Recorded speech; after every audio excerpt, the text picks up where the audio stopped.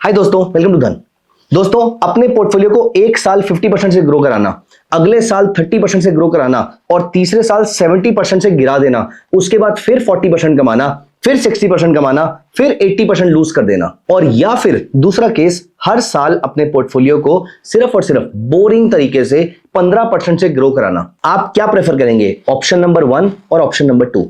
Comment से मुझे बताइए। एंड दोस्तों, वीडियो के एंड में मैं आपको एक स्टोरी सुनाने वाला हूं। वो स्टोरी ना आपके लिए एक बहुत बड़ा लर्निंग एक्सपीरियंस होगा, बल्कि बहुत ही इंटरेस्टिंग स्टोरी, आपको मजा भी बहुत आने वाला है। तो stay in the video till the end. दोस्तों, चांसेस आर वेरी हाई कि आपने ऑप्शन नंबर 2 मेंशन किया होगा, लेकिन डू यू नो व्हाट, हम मेंशन करने के टाइम पर तो ऑप्शन नंबर 2 प्रेफर करते हैं, लेकिन जब रियलिटी में हमें 15% रिटर्न मिलते हैं तो हमें दिखते हैं ऐसे लोगों के रिटर्न्स, ऐसे फ्लैशी स्क्रीनशॉट्स जहां पर उन्होंने अपने पोर्टफोलियो को 50, 70, 80% से ग्रो कराया हुआ है, और वो हमें बताते भी नहीं है कि उनका पोर्टफोलियो लास्ट ईयर या फिर अभी इस समय 40, 60, 70, 80% भी डाउन है। हमें हाई रिटर्न्स हमेशा फैसिनेट करते हैं, बट यू नो व्हाट, दुनिया के बड़े बड़े इंस्टीट्यूशंस, दुनिया के बड़े बड़े प्रॉप डेस्क, दुनिया के बड़े बड़े एफआईएस और डीआईआईस, ये कभी भी बड़े रिटर्न्स चेज नहीं करते हैं, ये सिर्फ कंसिस्टेंट रिटर्न्स चेज करते हैं। मैंने बहुत बार अपना लिखा हुआ एक कोड आपके साथ वीडियो में शेयर किया है, जहां पर मैंने आपको बार बार एक बात बोली है, that high returns in the market are highly overrated, what's underrated is consistency.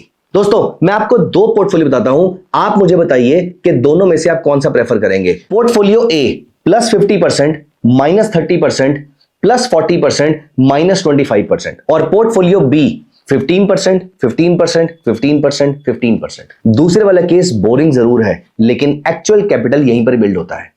दोस्तों, प्रॉब्लम यहां पर वॉलेटाइल रिटर्न के साथ नहीं है, प्रॉब्लम है जो मेंटल पेन आपको मिलता है जब मार्केट बहुत वॉलेटाइल होती है, जब आपके रिटर्न्स बहुत वॉलेटाइल होते हैं। दोस्तों, the pain that you feel after a significant loss is significantly higher compared to the pleasure that you receive और the pleasure that you feel after a significant gain. अगर आपको बड़ा गेन होगा तो आपको आज रात को खुशी होगी, कल सुबह तक आप उसको इग्नोर कर देंगे।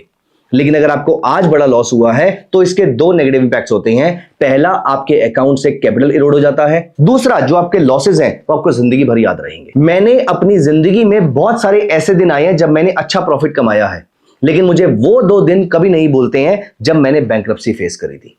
Although there had been days, for example 18th of May 2009, मेरा पोर्टफोलियो एक दिन में 4 गुना हो गया था, क्योंकि मैं यूपीए गवर्नमेंट आने से पहले जब मार्केट का अपर सर्किट लगा था, उससे पहले मेरे ऑप्शंस 4 गुना हो गए थे। लेकिन मैं स्टिल उस चीज के बारे में सोच के बहुत ज्यादा खुश नहीं होता कंपेयर टू वो सारे लेसन्स जो मुझे मिले, या वो सारा जो मुझे पेन मिला जब मुझे 2 बार बैंक्रप्सी फेस करनी पड़ी। दोस्तों, यहां पर कंसिस्टेंसी का एक बड़ा फायदा और होता है। मैं आपको धन कैलकुलेटर्स के थ्रू लेकर चलता हूं और मैं आपको बताता हूं कि कंसिस्टेंसी को फॉलो करके आप क्या अचीव कर सकते हैं। आइए, तो यहां पर मैंने गूगल पे टाइप किया धन कैलकुलेटर्स, और मैं यहां पर धन के कैलकुलेटर पे पहुंच गया। मैं आ गया यहां पे एसआईपी कैलकुलेटर पे। मैं एसआईपी कैलकुलेटर पे क्लिक कर देता हूं, और यहां पर आपको मालूम है कि जब कभी भी हम एसआईपी में कैलकुलेशन करते हैं तो हमारे प्रॉफिट्स वेरिएबल जरूर होते हैं, लेकिन लॉन्ग टर्म में हम वहां पर सीएजीआर लेते हैं कि कंसिस्टेंटली मेरे अकाउंट ने किस रेट से ग्रो किया। मैं सिर्फ ये मान लेता हूं कि मेरे पोर्टफोलियो ने 15% से ग्रो किया है और अप्रोक्सीमेटली 20 साल तक ग्रो किया है।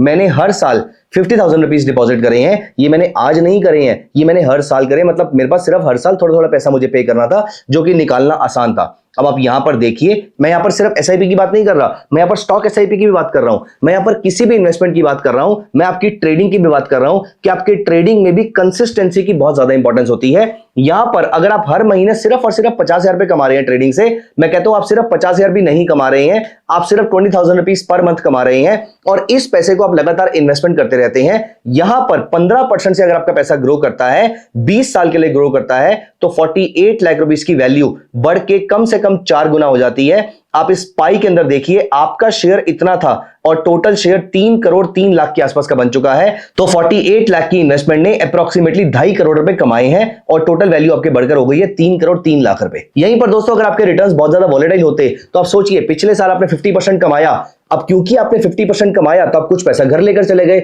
और क्योंकि आपने सेलिब्रेट करना था, आपने एंजॉय करना था, वो पैसा आपने खर्च कर दिया। लेकिन अगले साल आपका 40% का कैपिटल इरोड हो जाता है। अब आपको ये नया पैसा अरेंज करना पड़ेगा। तो क्या आप वापस रेस्टोरेंट में जाके वो पैसा वापस ले पाएंगे? क्या आपने जो कपड़े खरीदे थे, क्या वो वापस करके पैसा ले पाएंगे? क्या आपने जो नया मैकबुक खरीदा था वो बेचकर पैसा लेना चाहेंगे? Of course not.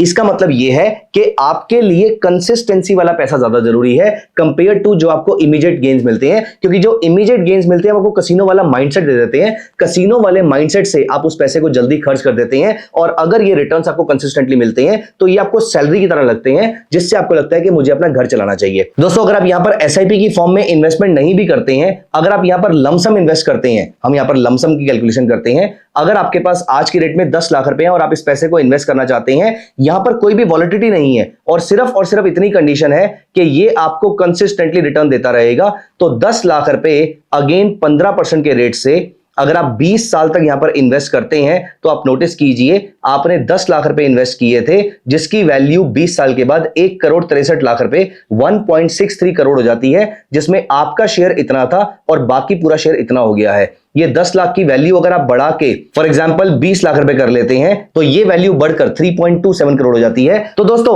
आप जिस भी तरीके से पैसा कमाए, आपकी जो भी ट्रेडिंग स्ट्रेटजीज हैं, आपको इस बात पे फोकस करना है कि ज्यादा आपकी इनकम कंसिस्टेंट रहे। आपने बहुत बार ये बात मेरे से सुनी होगी कि मैं ऑप्शन सेल करता हूं। दोस्तों, ऑप्शन सेलिंग में मुझे बेनिफिट यही मिलता है कि मेरी रेगुलर इनकम बनी रहती है, या मेरे को रेगुलर इनकम मिलने की एक्सपेक्टेशन रहती है। दोस्तों, as an option seller of course आपका रिस्क ज्यादा हो सकता है, तो आपको ये प्रोडक्ट समझने की जरूरत है। इसीलिए हमने अपने धन के यूट्यूब चैनल पे ये सारी चीजें डिटेल में डिस्कस करी हैं कि ऑप्शन सेलिंग के प्रॉस क्या होते हैं, कॉन्स क्या होते हैं, कितना रिटर्न एक्सपेक्टेड होता है। ये सारी चीजें हमने बहुत ही फ्रैंकली आपके साथ डिस्कस करी है, विदाउट हाइडिंग एनीथिंग और without showing only the positive aspects. So इसीलिए प्लीज मेक श्योर कि हमारी वीडियोस भी रेगुलरली देखते रहिए, और आपको फोकस करना है कंसिस्टेंसी ऑफ रिटर्न्स पे।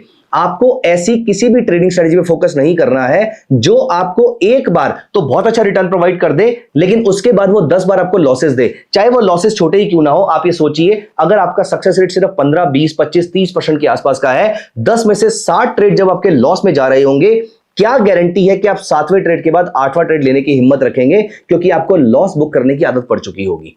तो चांसेस आर वेरी हाई कि वो 8वां ट्रेड मिस हो जाएगा, और वही 8वें ट्रेड ने आपको 1000 पॉइंट का मूव देना था। चाहे पुराने वाले सारे ट्रेड ने आपको सिर्फ 10-10 पॉइंट का लॉस दिया है, लेकिन आपको लगेगा वो 8वां ट्रेड जो वो भी मुझे 10 पॉइंट का लॉस ही देने वाला है, तो मैं इसको फिलहाल अवॉइड कर देता हूं। दोस्तों, इसीलिए you have to make sure कि आपको किसी ऐसी ट्रेडिंग स्ट्रेटजी को फॉलो नहीं करना है जहां पर एक बार तो बहुत ही अच्छा रिटर्न आ जाए, लेकिन हर बार आपके छोटे छोटे लॉसेस होते रहे। आपको ट्रेडिंग स्ट्रेटजी में दो चीजों पर फोकस करना है। आपका सक्सेस रेट भी 50-60% से ऊपर होना चाहिए, एट द सेम टाइम आपकी प्रॉफिटेबिलिटी भी अच्छी होनी चाहिए, एट द सेम टाइम आपका प्रॉफिट फैक्टर भी अच्छा होना चाहिए। मतलब जितना प्रॉफिट आपने रिवॉर्ड्स के टाइम पे कमाया है डिवाइडेड बाय जितना लॉस आपने रिस्क के टाइम पर लिया है, स्टॉप लॉस के टाइम पर लिया है, ये नंबर आपका 2 से ऊपर होना चाहिए। 1.5 से ऊपर तो डेफिनेटली होना चाहिए, क्योंकि आपको कॉस्ट भी बियर करनी पड़ती है। सो दोस्तों, हमेशा याद रखिएगा कि +50%, -25%, +40%, -15%, दिस इज वर्स देन 15, 15, 15, 15, 15। दोस्तों, 15, 15, 15, 15 या फिर 10, 10, 10, 10,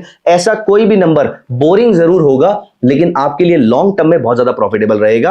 मैंने किसी बुक में यह बात पढ़ी थी, जो कि मैं पूरी तरीके से एग्री करता हूं, कि या तो आपको ट्रेडिंग में मजे आ रहे होंगे या फिर पैसे आ रहे होंगे। अगर आपको अपनी ट्रेडिंग में बहुत मजा आ रहा है, तो चांसेस आर वेरी हाई कि पैसे नहीं आ रहे होंगे, और अगर पैसा आ रहा है तो I am very very sure आप समझ चुके होंगे कि आपकी ट्रेडिंग बहुत ही बोरिंग स्टाइल की है। जितने भी बड़े ट्रेडर्स हैं वो रोज अपने ऑफिस में जाते हैं बोरिंग तरीके से, उनके पास मार्केट खुलने की 9:15 पर कोई एक्साइटमेंट नहीं होती है। उनके लिए ये एक रेगुलर टास्क है, उनके लिए एक बोरिंग काम है, जिससे उनको मंथ के एंड में 1%, 1.5%, 2%, 2.5% जितना भी उनका टारगेट है उतना वो प्रॉफिट कमा लेते हैं एंड सॉर्टेड। वो दिन भर के एंड में अपनी मेहनत जरूर करते हैं, लेकिन 9:15 पे वो हाईली एक्साइटेड होकर काम नहीं कर रहे होते, रादर वो ये सोच रहे होते हैं कि मैं नेक्स्ट स्ट्रेटजी पे कैसे काम कर सकता हूं, या मैं अपनी स्ट्रेटजी को कैसे प्रॉफिटेबल बना सकता हूं। दोस्तों, इसको आप अपनी जॉब की तरह देखिए, इसको आप अपने बिजनेस की तरह देखिए। जैसे आप रोज अपनी शॉप पे जाते हैं, स्टोर पे जाते हैं, आउटलेट पे जाते हैं, और आपका दिमाग चलता रहता है मोर स्ट्रेटजीज क्रिएट करने पर, ठीक उस तरीके से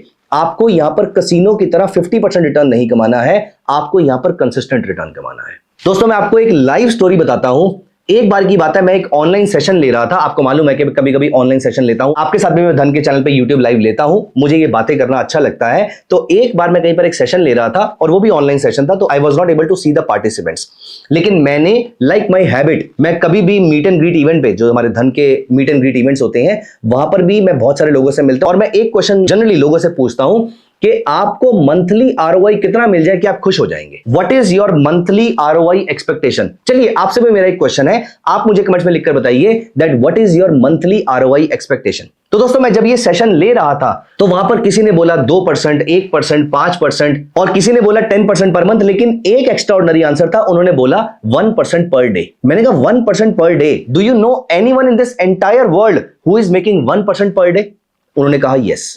उन्होंने बोला my husband is making 1% per day. तो मेरा नेचुरल सा क्वेश्चन था, for how long they are making this 1% per day? दोस्तों can you guess the answer? For the last 4 days. पिछले 4 दिन से कोई एक पर्सन 1% पर डे कमा रहे हैं। दैट डज नॉट मीन कि ये काम रेप्लीकेबल है और ये काम जिंदगी भर किया जा सकता है। हाँ प्रोबेबिलिटी है, बट कितनी प्रोबेबिलिटी है? ऑलमोस्ट 0%। दोस्तों इतने छोटे से डेटा पॉइंट के बेसिस पे क्या मैं अपनी पूरी जिंदगी प्रेडिक्ट कर सकता हूं? Of course not. लेकिन आपको नहीं लगता कि हम सब लोग भी यही काम करते हैं? वैसे ये स्टोरी बिल्कुल रियल है, ये मेड अप स्टोरी नहीं है, लेकिन ये स्टोरी शायद हमारे माइंड में भी कभी ना कभी रही होगी। दोस्तों आज मुझे अगर 2% का प्रॉफिट हुआ तो आपने भी कभी ना कभी कैलकुलेशन करी होगी ना कि 2% पर डे, इसका मतलब यह है कि महीने में 20 ट्रेडिंग डेज होते हैं, 40% तो मैं ऐसे कमा लूंगा, मुझे जॉब छोड़ देनी चाहिए। नहीं दोस्तों, ये कसिनो वाला माइंडसेट होता है। आपको 40% पर मंथ नहीं कमाना है, आपको 15%, 20% पर एनम, 30% पर एनम भी अगर आप कमा लेते हैं, then you are better than 99% traders in the world. जिस ट्रेडिंग फ्रेटर्निटी में 90% से ज्यादा लोग पैसा लूज कर रहे हैं, अगर आप सिर्फ 6% भी कमा लेते हैं साल का, तो भी आप प्रॉफिटेबल हो जाते हैं और आप इस 10% कैटेगरी में आते हैं। सबसे पहला टारगेट आपका ये होना चाहिए, सेकंड टारगेट आपका 15% पर एनम का होना चाहिए और थर्ड टारगेट आपका 25 से 30% पर एनम का होना चाहिए। अगर आप ये कर लेते हैं, you are better than 99% traders.